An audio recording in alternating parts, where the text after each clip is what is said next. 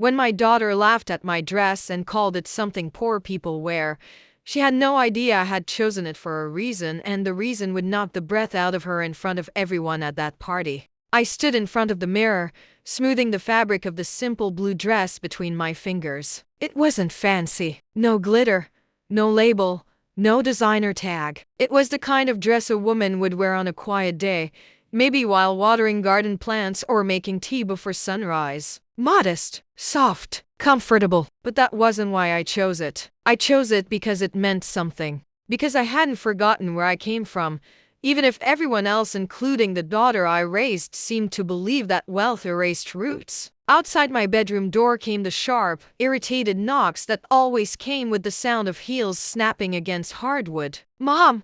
my daughter shouted. "We're going to be late. Do you still not understand how events work?" I took one slow breath and opened the door. She froze as her eyes landed on me. Her eyebrows shot up, her jaw slacked a little. Then she let out a laugh, cruel, sharp, loud enough that even the house seemed embarrassed for her. "A dress for poor people?" she mocked, hand pressed dramatically against her chest. "Mom, seriously? We have to go to a high-profile, elite party tonight, not the marketplace." I didn't flinch, even though her words stung deeper than she would ever know. "Sweetheart," I said calmly, "I'm comfortable like this. I don't need anything else." She rolled her eyes so aggressively you'd think I'd ruined her life by breathing. "Mom," she hissed in a low voice, "I worked hard to get into these circles. Do you understand what people will think if I walk in with you dressed like?" She waved her fingers at my dress like even touching the air around it might infect her.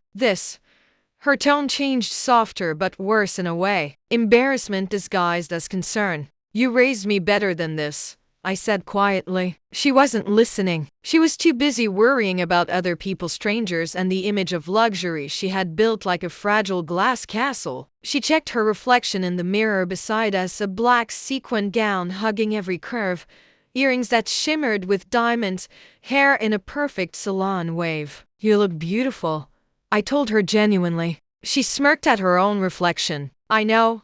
That one sentence told me everything. Once upon a time, she used to smile after achievements, not outfits. After helping someone, not impressing them. After learning something, not owning something. Life had changed her, or maybe comfort had revealed her. "We need to go," she snapped again. "Just grab something else and change on the way." "No," I said. She blinked. "No, I'm going exactly like this." Her mouth opened, then closed. She wasn't used to me refusing anything. For years she'd made decisions without asking. I'd let her, partly because I was proud, partly because I didn't want to be in her way. But tonight wasn't about her reputation. It was about her memory. She shook her head and walked off, muttering under her breath, "Fine, at least don't talk too much tonight." I smiled. Despite everything, talking wasn't the part she needed to worry about. We rode in silence. The car was sleek, black, expensive, the kind of vehicle that turns heads just driving down the street. She stared out her window, tapping her nails impatiently, while I looked at the city passing by in reflection. Fancy restaurants, boutique storefronts, places that sold products worth more than the rent I once struggled to afford. She didn't grow up here. She grew up in a rented home with peeling wallpaper. On nights I stayed awake sewing clothes and calculating groceries to the last dollar. She grew up knowing struggle and never once complaining about it. But somewhere along the way, money became oxygen, image became God, and poor became an insult. Not a condition, an identity she thought she had escaped. We reached a venue, a hotel with chandeliers the size of cars hanging inside and valets who bowed like royalty was arriving. My daughter stepped out with perfect posture and a picture-ready smile. I stepped out as myself. Heads turned, not at her, at me. Some raised eyebrows. Some whispers began before we even reached the entrance. She leaned close to me through gritted teeth. "Mom, walk behind me, please." "I'll walk beside you," I said. She tried to smile, but her teeth were clenched so hard I could hear them strain. Inside, music drifted through like perfume, soft, elegant, expensive. Every woman in the room was draped in sequins, diamonds, silk, and designer names that could pay someone's rent for months. Some looked at her, then at me. She felt every stare like a needle. I acted like I didn't notice. A woman walked up, the kind with perfect skin, manicured nails, and a giggle that could slice glass. "Is this your mother?" she said, eyes trailing down my dress like it had ruined the decoration theme. My daughter's throat bobbed. "Yes," she muttered. The woman forced a polite smile at me. "How original." She walked away. My daughter stood frozen, cheeks burning red, a mix of shame and fury she was going to explode into later. She hissed under her breath, "Why are you doing this to me?" "To you?" I said gently. "I'm just being myself. You're ruining how people see me." "No," I said softly. "I'm revealing how you see me." She stared at me, stunned. Then someone on stage tapped the microphone. "Ladies and gentlemen, please gather, the recognition ceremony is about to begin." People began moving toward the front. My daughter tugged my arm. "Please," she whispered urgently, "just sit in the back. I'll handle everything." I didn't move. Instead, I said, "You should be sitting with me." She opened her mouth, but before she could speak, a spotlight swung across the room, and someone on stage said, "We're honored to present an award tonight to a woman whose sacrifices, resilience, and heart have inspired lives far beyond the city." My daughter turned. I looked forward. The announcer continued, "And tonight, we recognize her publicly for everything she did when no one was watching." My daughter frowned in confusion. "Who's that for?" she whispered. Then she heard the next words, "Please welcome Mrs. Eleanor Grace." Her head snapped toward me. I stepped forward. She froze, completely blindsided. She had no idea, but everyone else already knew, and the night had only begun. My daughter thought I was embarrassing her, but when the spotlight hit me and the audience rose to their feet, she realized she'd severely miscalculated who I really was. The room fell into a hush that carried weight. Rustling gowns stilled. Champagne glasses froze midair. And then, applause. A wave of it. Not polite claps, thunderous applause that shook the chandeliers. People stood, chairs scraping back across polished marble floors. Women in gowns and men in tailored suits rose in respect, not out of obligation, but genuine admiration. For me, my daughter blinked rapidly, stunned. Her lips parted like she wanted to speak, but no sound came out. She looked at me like she had never seen me before, like I was a stranger, like she had just been introduced to a woman she apparently never bothered to know. "Mom, what's happening?" she whispered. Her voice had changed, the arrogance melted, the confidence cracked. She sounded like she did when she was little and needed explanations, when she trusted me, when she respected me. I didn't answer yet. I simply stepped forward, each step echoing across the hall, dress swaying around my ankles, plain and humble against a sea of shimmering luxury. Yet somehow, tonight, I was the one who stood out. The host continued from the stage. "For years, Mrs. Grace used her sewing and her savings not to buy comfort for herself, but to fund free uniforms for underprivileged children across the state." A murmur of recognition swept the crowd. My daughter turned slowly toward me. Her eyes widened. She knew about the sewing. She didn't know where the money went. Why? Because she never asked. "She worked 2 jobs, the announcer continued, while raising a daughter alone, and she still found time to run a volunteer program that kept hundreds of kids in school." More applause. My daughter swallowed hard. She had grown up with those late nights, the sound of my sewing machine clicking while she slept, but she never knew what the stitching meant to other children. The announcer went on, "And now, because of her, 15 girls who once couldn't afford a school uniform are in college, many on scholarships." My daughter's shoulders sagged. For the first time, she wasn't thinking about what others thought of her. She was thinking about who she had become. I reached a small stairs leading to the stage. The host, a woman in a sleek silver gown, took my hand gently and guided me up. She whispered, "We're honored to finally recognize you publicly." I smiled. "Thank you."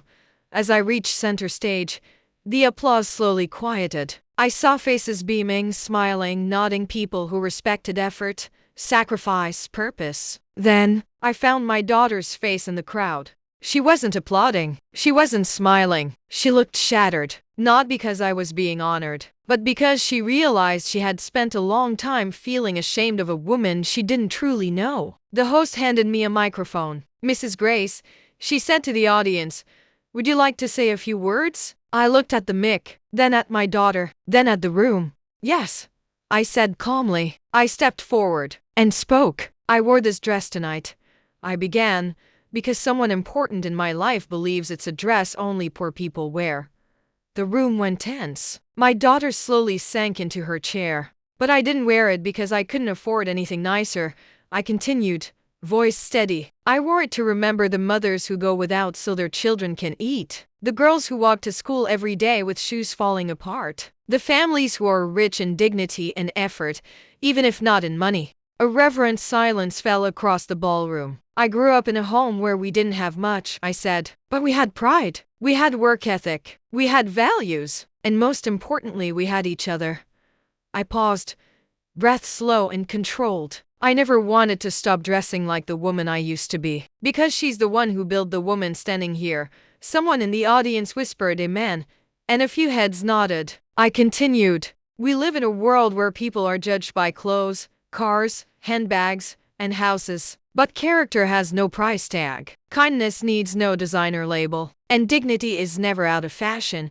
The crowd erupted into applause again. My daughter looked down at her lap, fingers clutching the fabric of her perfect gown. She wasn't angry. She was ashamed of herself. And that realization was a heavier weight than public embarrassment. After the applause faded, I added one final line. "Never be ashamed of where you come from, only of forgetting it." A few people stood again. The host squeezed my hand. "Beautifully said." I nodded and stepped off the stage. As I walked back, guests stopped me. "Thank you for your work. You changed my niece's life. You're an inspiration." Hands shook mine. Smiles met mine. But my eyes stayed on only one person. My daughter. She didn't move when I reached her. She just whispered, barely audible, "Mom, I didn't know." I sat beside her. "I know," I said softly. She lifted her eyes, glassy, emotional. "But how? How did I miss all this?" I took her hand gently. "You stopped looking." Her breath hitched. And for the first time that night, she had nothing to say. She thought tonight would humiliate me, but what really shocked her was that I had already planned the moment that would teach her the lesson of a lifetime. After the ceremony, the crowd began to mingle. Champagne flutes clinked, laughter floated like music, and the soft murmur of voices filled the grand ballroom. Guests approached me, sharing congratulations, stories of gratitude, and hugs. But my daughter stayed rooted in one spot. Her heels clicked nervously as she twisted the strap of her gown. Every so often, she glanced at me, hesitant, unsure, almost afraid. I knew the look. I had seen it many times before. It was the realization that you've underestimated someone you thought you knew. Tonight, that person was me. I leaned toward her, lowering my voice so only she could hear. "Come with me," I said. She hesitated. Her shoulders stiffened. "Mom, I know talking. Just come."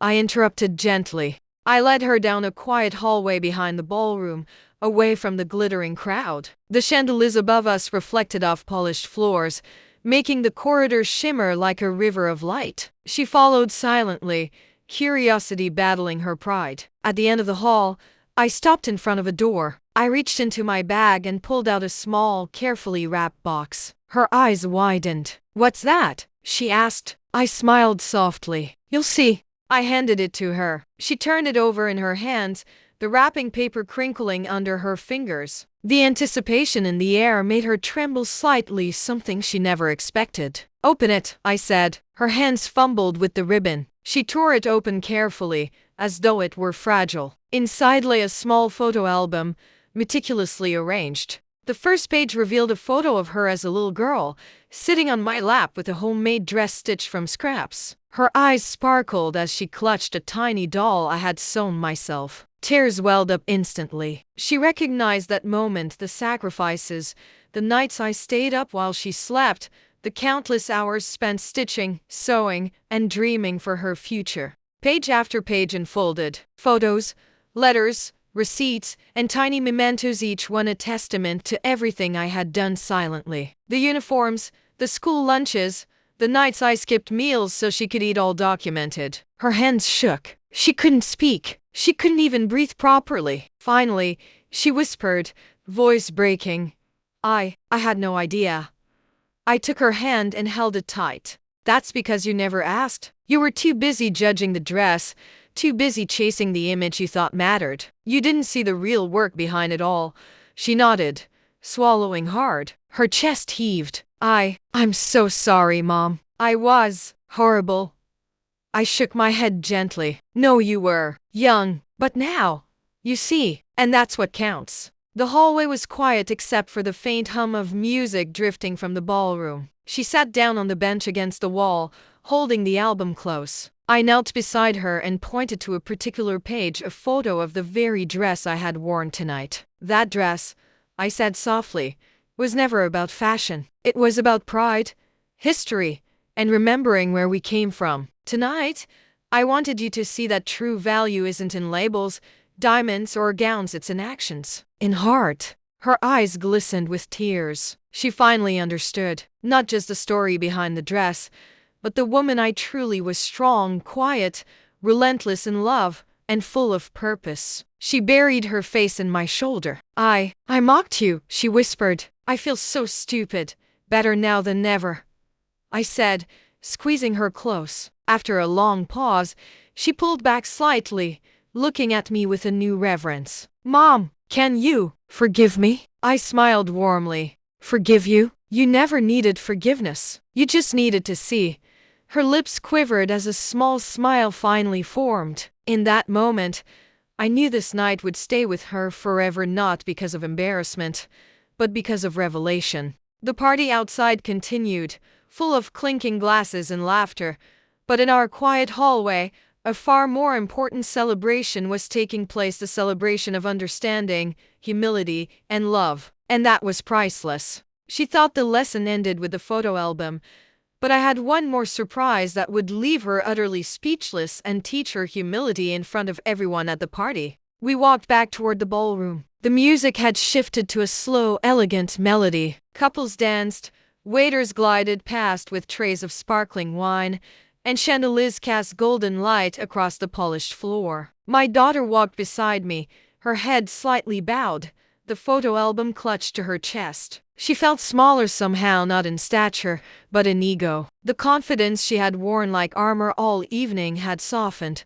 replaced by a quiet, tentative reverence. I guided her back to the main area where guests were still mingling. Conversations paused as we approached, some whispering, others openly staring. The elegance of the room could not overshadow the quiet shift in attention toward us. I leaned close to her ear and whispered, "Stay close and watch." I stepped onto the small stage again, microphone in hand. The host, surprised but trusting, gave me a slight nod. I could feel the room's energy shift: curiosity, anticipation, confusion. "Ladies and gentlemen," I began, voice calm but commanding, "tonight isn't just about recognizing me. It's about recognizing something much bigger." I let that hang for a beat, letting everyone's attention sharpen. My daughter glanced at me unsure, and then realized this was going to be bigger than she thought. I tapped a small button on a remote I had slipped into my hand. The screen behind me flickered to life, projecting images not of me,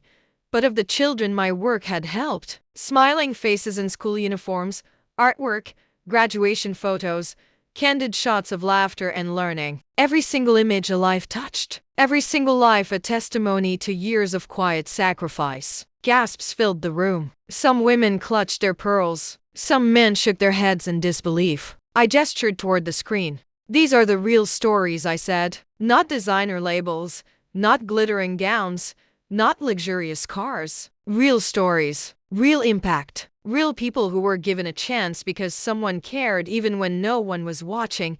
My daughter's hands trembled. She gripped the album tighter, realizing just how blind she had been. I walked down from the stage and stood beside her. "Do you see now?" I asked gently. Her eyes met mine, wide, brimming with tears. "Yes," she whispered. I never realized. I thought wealth and appearances were everything. I judged you. I judged a dress. Shh. I interrupted softly, squeezing her hand. "It's okay. Now you see." I motioned toward the audience. "Tonight, I want everyone here to understand one thing," I said, voice growing firm yet warm. "It's not the gowns, the labels, or the money that define a person. It's love, sacrifice, courage, and heart. And those things can't be bought." A hush fell over the ballroom. The music stopped, replaced by the soft sound of awe and realization. Guests looked from the screen to me, then to my daughter, and that was when I saw it the exact moment she understood. Her cheeks were red, eyes wide, lips trembling. For the first time all night, she felt small in the presence of greatness that wasn't measured by wealth or status. You did all this?" she asked, voice cracking. "Yes," I said. "And now, you know why I wore this dress tonight. Not to embarrass you, not to shame you, but to teach you a lesson about pride, humility, and values." She nodded, tears spilling freely now. I can't believe I mocked you," she admitted. "You believed the world mattered more than people," I said softly. "But people, the real people, always matter most." The room erupted in applause again. Not just for me, but for the lives represented on the screen. My daughter didn't move to celebrate. She didn't smile. She was processing, learning, growing, and I knew this moment would stay with her forever. I pulled her close and whispered, "Remember this feeling. The next time you think appearances matter more than heart, think of these children, and think of the sacrifices we make quietly, often unseen." She buried her face in my shoulder, and in that instant, I realized something profound.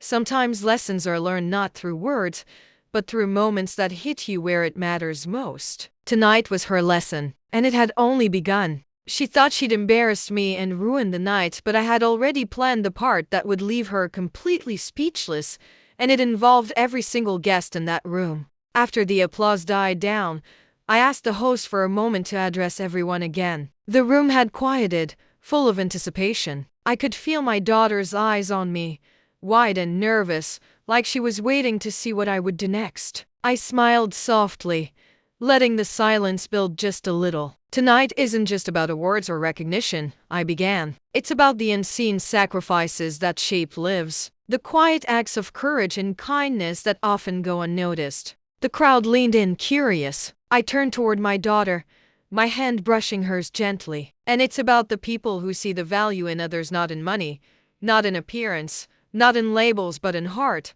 She swallowed, feeling the weight of the words. Then, I pressed the button on my remote again. The screen flickered, and this time, a video montage began to play. It showed children in classrooms, families smiling at dinner tables, girls receiving scholarships, and letters of thanks from people whose lives I had touched over the years. The video was silent except for the soft sound of laughter and the occasional voice of gratitude reading, "Thank you for helping me stay in school. I never would have made it without your support.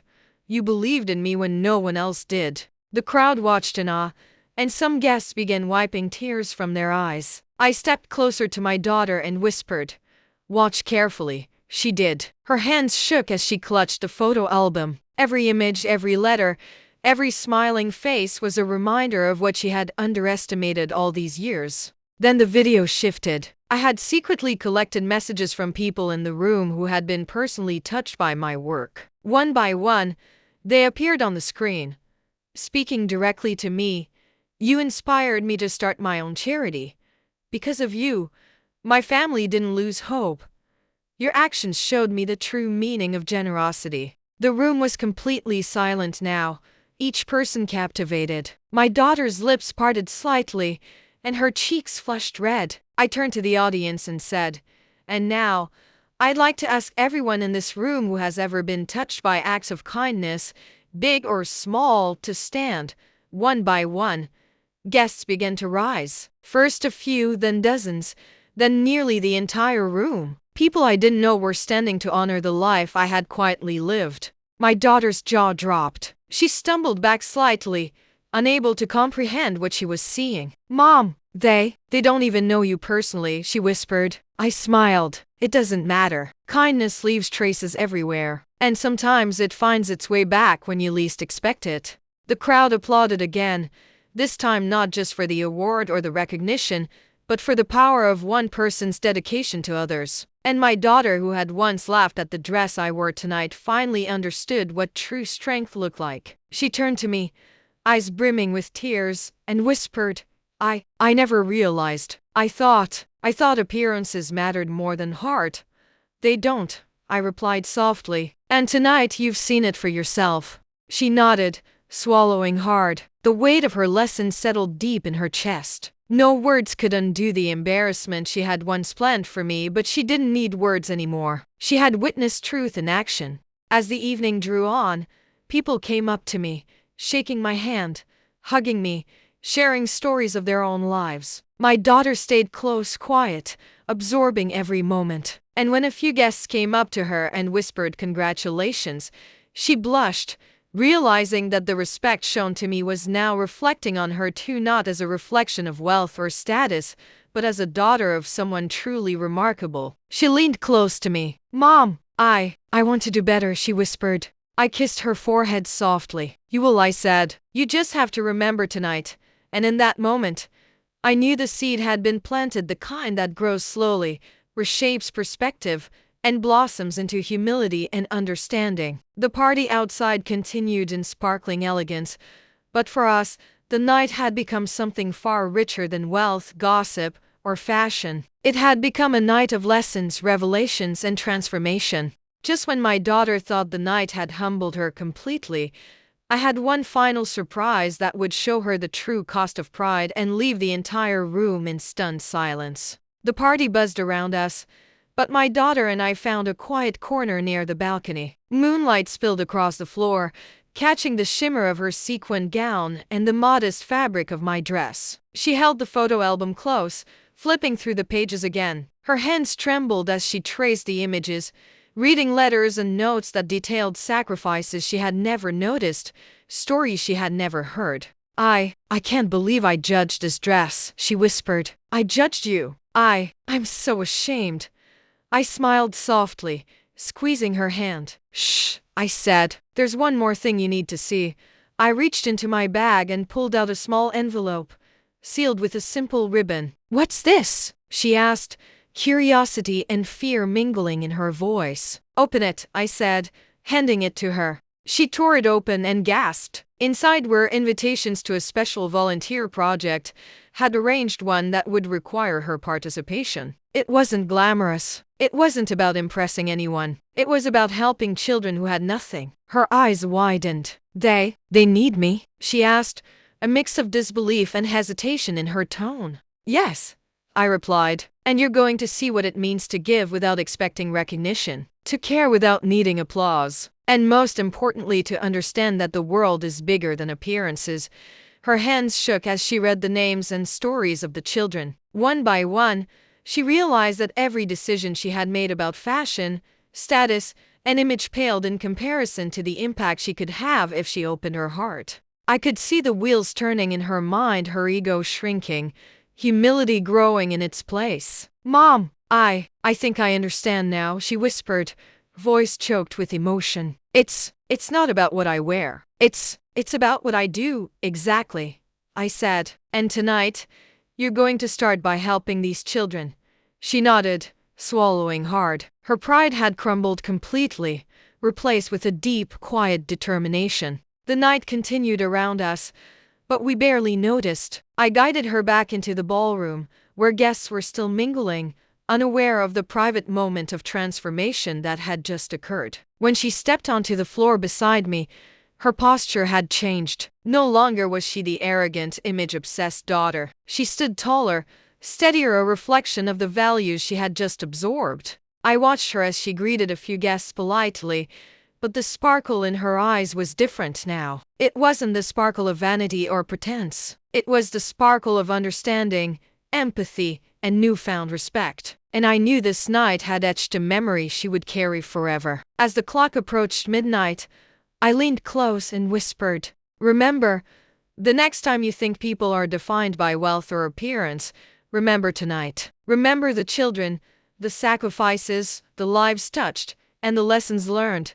She nodded silently. Tears shimmered in her eyes, but there was a small, genuine smile on her lips, the first in hours that wasn't forced. And in that moment, I felt a surge of pride. Not for myself, but for her, for the daughter who had finally begun to see the world through the eyes of compassion rather than vanity. The room sparkled with wealth and glitter, but for us, the true wealth of the night was the transformation unfolding quietly in the corner. Just when my daughter thought she had learned her lesson, I arranged a moment that would test her humility in front of everyone, and she had no idea it was coming. The party was in full swing, the ballroom glowing with crystal chandeliers and laughter that seemed endless. I could feel my daughter beside me, still clutching the photo album and invitations, her earlier arrogance replaced by nervous anticipation. "Mom, what are you doing now?" she whispered. "You'll see," I replied with a smile, calm and steady. I motioned for her to follow me toward the center of the room, where the crowd had gathered near the stage again. Some guests glanced curiously, sensing that something different was about to happen. I tapped the microphone once more. Silence fell immediately,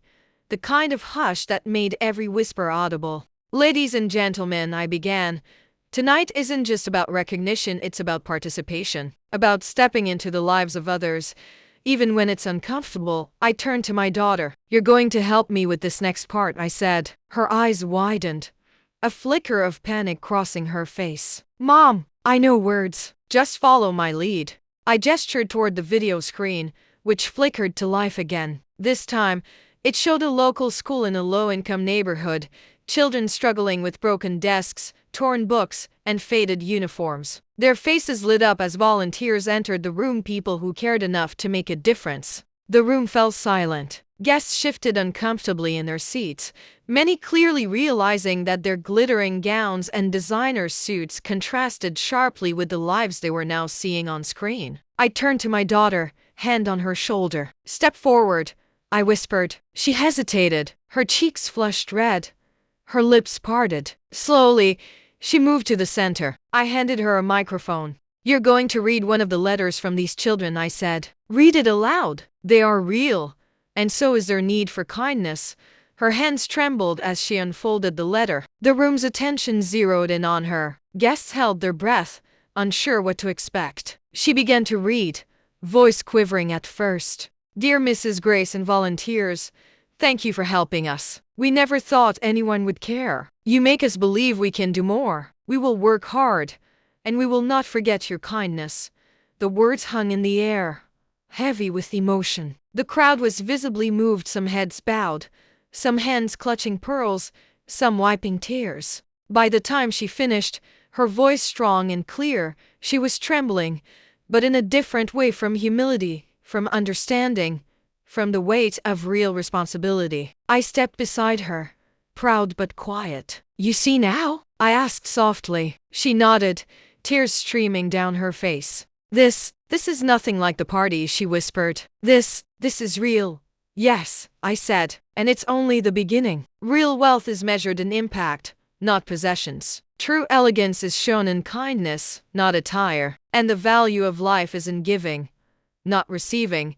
She looked around the room, eyes wide, as guests began to approach her with nods of approval, words of encouragement, and quiet admiration. For the first time, she understood the power of action over appearance. As the night continued, she stayed close to me, observing quietly. Every conversation, every gesture of respect toward the children's cause reinforced the lesson she had just learned. She no longer worried about what people thought of her. She had learned to see the world differently. When we finally stepped away from the stage, I whispered, "You've seen it. Remember this feeling. Let it guide you." She took a deep breath, nodded, and for the first time, her smile was genuine, not forced by fashion, popularity, or pride, but born from understanding and compassion. And I knew, without a doubt, that the transformation was real, deep, permanent, and unforgettable. The night wasn't over, and I had saved the most personal, heart-wrenching moment for last,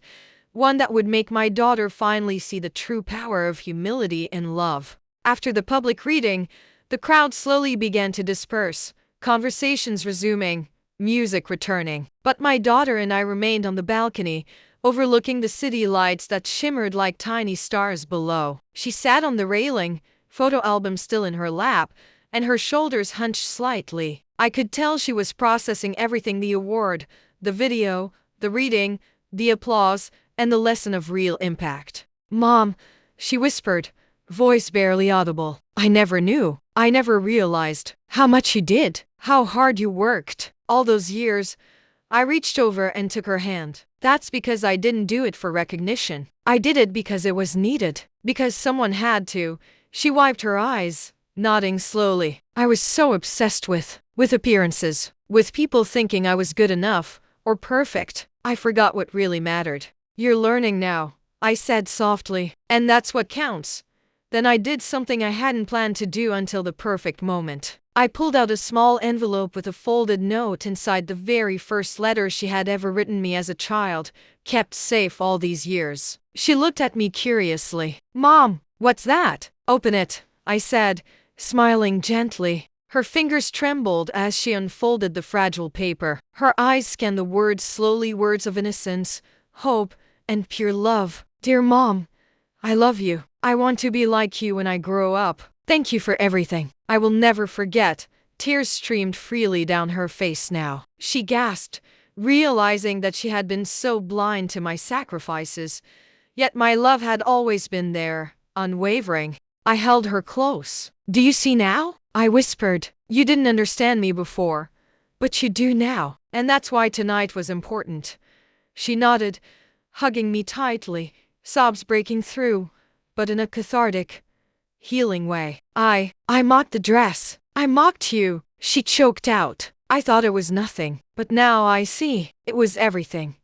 Yes, I said, stroking her hair. It was everything. And you've finally seen it for yourself. The city lights sparkled below us, and in that quiet moment, the world felt still. The lesson had landed not just through words, not just through embarrassment, but through experience, reflection, and truth. She pulled back slightly, wiping her face. Mom, I want to help more. I want to be like you. I smiled, heart full. You already are. In ways you're just beginning to understand. This is the start, not the end. And in that moment, I realized that the night had transformed her not through fear or shame, but through witnessing real courage, real sacrifice, and real love. It was a lesson she would carry forever, shaping not only how she saw me, but how she saw herself and the world. By now, my daughter understood humility, but I had one final twist that would show her how true respect and love ripple far beyond our family and touch lives she never imagined. Back in the ballroom, the party had quieted down. The glittering crowd had begun to disperse, conversations resuming in soft murmurs. But something had shifted. A subtle awareness hung in the air, as if everyone present had glimpsed a deeper truth. I led my daughter to a quiet corner where a few of the guests had gathered, people who had spoken to me earlier, expressing admiration and gratitude. I want you to meet them, I said softly. Her eyes widened. Why? Because they are part of the story you've just learned, I explained. They've benefited from acts of kindness and dedication, just like the children you read about. And now you'll see that impact stretches further than we ever imagined. One by one, the guests approached. Some were children who had grown into young adults, dressed modestly but confidently, their eyes bright with gratitude. Each introduced themselves to her, recounting the ways my efforts had shaped their lives. I'm in college now because of the scholarship you helped fund, said one young woman. I never thought I could finish school, added another. Your work made it possible.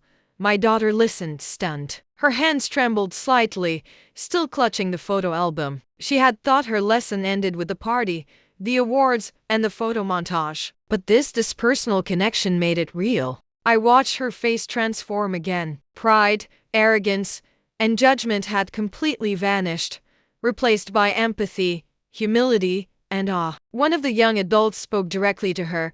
Your mom believed in us when no one else did. And now, you're standing here, learning what that kind of love really looks like. She nodded, tears welling in her eyes. I understand now. I see it. I placed my hand on her shoulder. That's right. True respect isn't given for wealth or appearance. It's earned through consistent action, integrity, and heart. She swallowed hard, looking around the room at all the people whose lives had been changed not by money or fame or status but by quiet, persistent kindness. I want to do more, she whispered. I want to help like you. I want to make a difference. Yes, I said softly. And you can, starting tonight. You don't need approval, applause, or recognition. Just care, effort, and a willingness to act. The night had grown late, but we stayed there, talking quietly with the guests, sharing stories, and connecting with the very people whose lives had been transformed. I glanced at my daughter,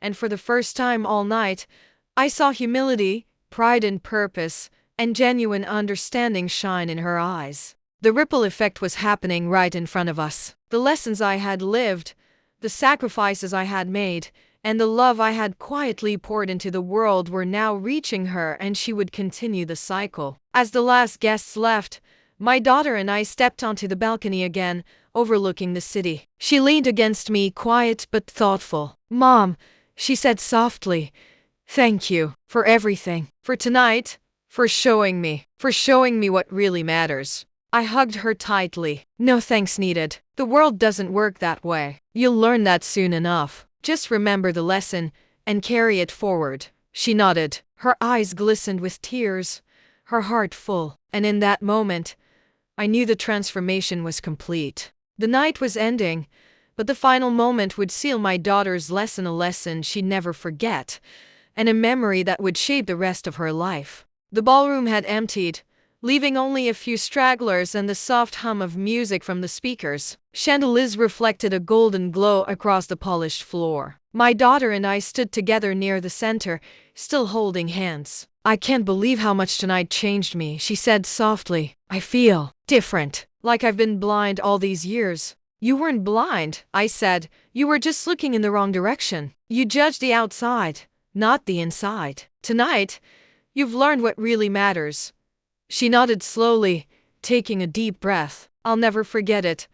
I led her to the stage one last time. I wanted her to experience one final revelation, the power of humility and recognition together. I tapped the microphone. "Before we leave, there's one last thing I want to share." The few remaining guests turned toward us. I gestured to the young adults and children who had come tonight, the ones whose lives had been changed by years of quiet effort and sacrifice. "They are the true heroes of tonight," I said. "Not me, not appearances, not wealth. The real triumph is in what we do for others, often unseen, often uncelebrated."